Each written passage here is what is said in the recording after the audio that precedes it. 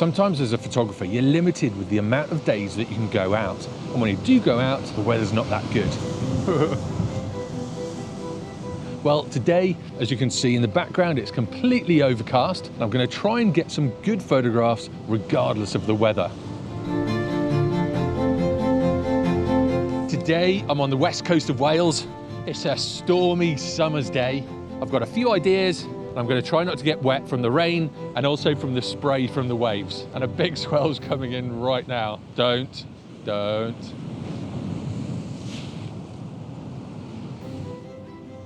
It's going to be another one of those days where I'm constantly cleaning the lens, but it's a fun day to shoot, and that sea is quite lively.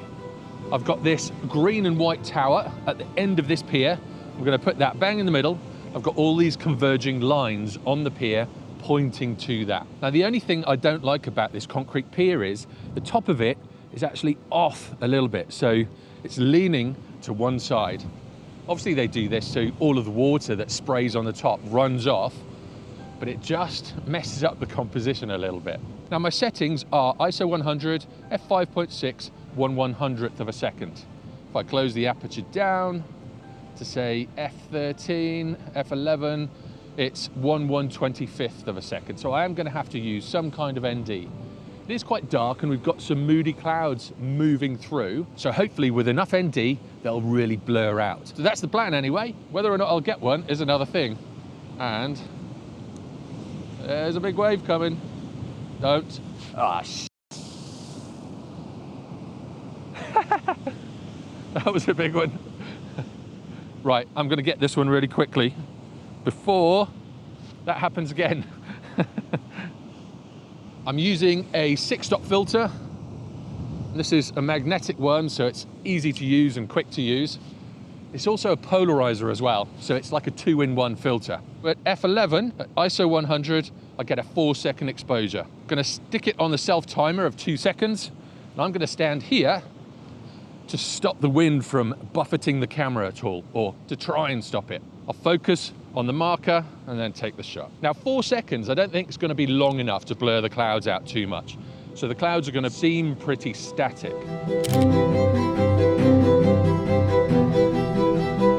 Now, this is what I call my warm-up shot. It's the first of the day. There are a few distractions, and I know I can do a lot better.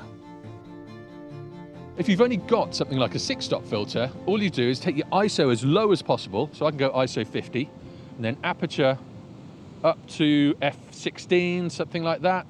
That'll then give me a 15-second exposure. I've just noticed the marker's not quite in the middle.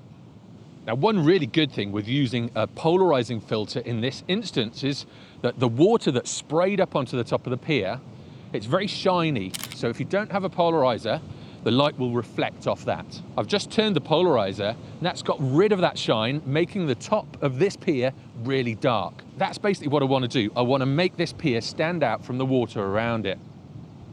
So when I'm shooting long exposures, when it is this windy, what I like to do is press the shutter button and hold the camera down. So I'm pinning it to the ground. So I'm trying to stop any kind of movement, but your hands need to be quite steady. Sometimes you've just got to get lucky and get a break in the gusts. So what I tend to do is just take a load of shots when it is like this, then just keep checking back until I get a good one. Now, I was hoping to do some much longer exposures, but that wind is really picking up now, so probably not the best time to be doing photography like this, but I do like a bit of a challenge. If it is really windy and you can only do, say, 10 to 15-second exposures before you get movement in the camera, you could take a series of shots with exactly the same framing and then blend them together afterwards. This will give the impression of a much longer exposure. Right, I'll take one more, and then I think I'm going to move from this composition. I might do a vertical shot as well, but it's getting quite breezy.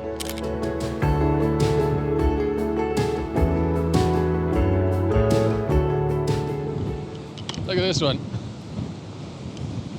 This is what's happening.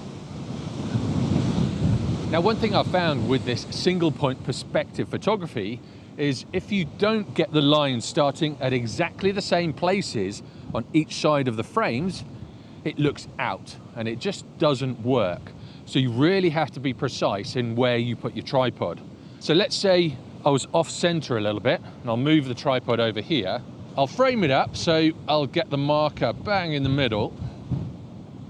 It just looks out because those converging lines start at different points in the frame. So if I then come across and get it as close to the center as possible and really work on getting a perfect position. Oh, that was a big one.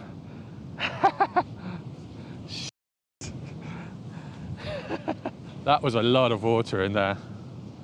But as I was saying, if you get it in the center, I think that's about right. It's converging there, converging there. It's almost impossible to get it perfect. And when the wind's like this and when you're battling the conditions, it is a bit tricky, but you can get it. And you just got to be patient. You just got to move the camera around until you get that perfect positioning. It's starting to get really windy now. I'm not sure if I'm going to be able to get a clean shot of this again. So you can see on this one, the line starts down here. And where's the other one? The other line starts down here. So we could do the shuffling to the right a little bit. That's closer. So you've really got to be precise. And that's where the grid on the back of the camera really comes in handy. I think that's it. Focus on the marker, turn it to manual focus, and then take the shot. Ah, that one's really blurry. Yeah, that one didn't work at all. Oh, sun's coming out.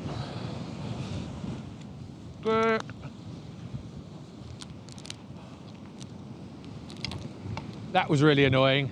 The sun came out, lit up this marker, but I was so not ready for it. There we go, there's some sunlight. Come on, get a good one. Wow.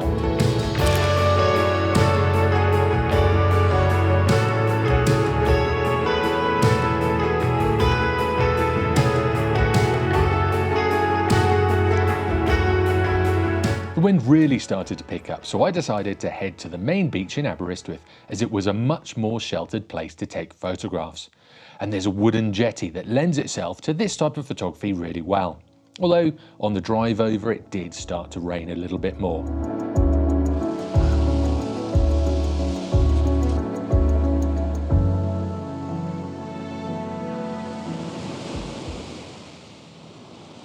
One good thing with the rain coming in is that we've got these darker clouds in the top of the frame. So that should add to it. And probably need to get the water droplets off this. Now that wind has put a tiny bit of movement in it, but it almost gives the impression of the autumn effect. It does look strange and eerie, but I'll put that on the screen now.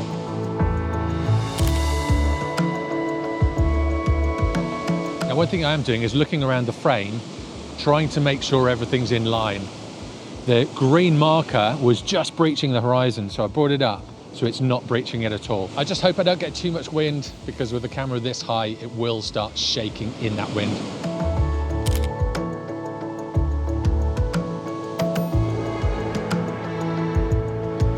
Now, when I shot that wide frame, I noticed when zooming in that there was another shot within that frame.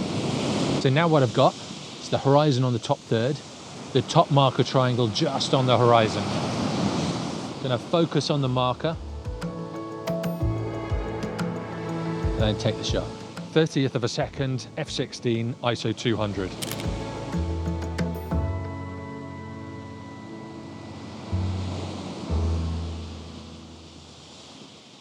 Now I'm back at home and dried off. I've gone through the photographs, and it's really interesting to see how different they all look. In the first location, no matter where I put the camera, I couldn't quite get those converging lines to match on either side. I think this was because of the angle of the top of the jetty being out ever so slightly, and this was throwing off the whole shot. Now I was able to play around with it in Photoshop to get this shot, which I'm quite happy with. I adjusted the sky to get more detail out of it, and as the spray was brighter than the background, that also showed up in the photograph. When I switched the camera to the vertical position, I really liked this composition, but that wind was so strong that it was buffeting my camera and the tripod around, and it was really hard to keep that camera still. I did get 5 shorter exposures, which I blended together in Photoshop, and this gave the impression of that longer exposure. You can see that in this shot. The clouds in the background are nicely blurred out. Now let me know what you think. Do you prefer the first shot with that grungier sky, or do you prefer the second shot where I've got everything blurred out? Let me know in the comments below. The second location was so much better because it was sheltered from that southerly wind.